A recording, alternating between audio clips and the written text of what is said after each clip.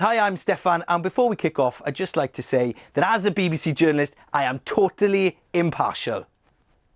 Yeah, ni can only credit fi. 20 competing countries. More than 2 million tickets sold for 13 venues. A 6-week rugby extravaganza. But will this World Cup be better than the football one? Football's not called the beautiful game for nothing. I'm Simon Mundy. I was at Brazil 2014, so I know exactly what I'm talking about. Let's start with the simple fact that in rugby, there are loads more things to get excited about. Tries, big hits, kicks, turnovers, and loads more. At the last Football World Cup, England fans got to cheer a grand total of 2 goals. The Welsh got to cheer nothing. Or the Scots. Or the Northern Irish. Or the Irish. Now, rugby is a brilliant sport, but it is confusing. No such problem with football, however. You stick the ball in the back of the net using either your foot or your head, bosh, and you're laughing. Passion, that's something that'll make the next 6 weeks so engrossing. Grown men in tears singing their national anthem, putting their bodies on the line for their countries. None of that diving nonsense.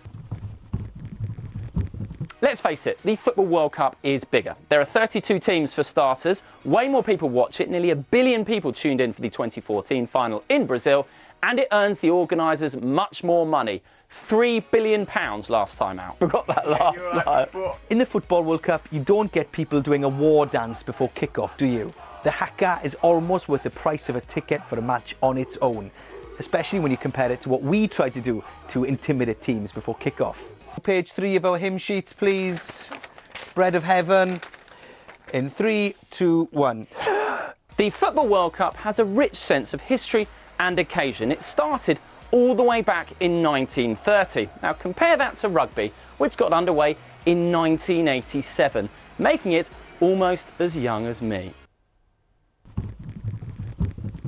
What's great about the Rugby World Cup is that you get amateur teams like Uruguay taking on some of the best players in the world. Plumbers v pros. That's all well and good, unless you were in the stands to witness the embarrassment that was Namibia's 142-0 defeat to Australia way back in 2003. None of that nonsense in the Football World Cup. Top talent, top teams, contest too close to call. So in conclusion, it's safe to say that the best World Cup is rugby. football.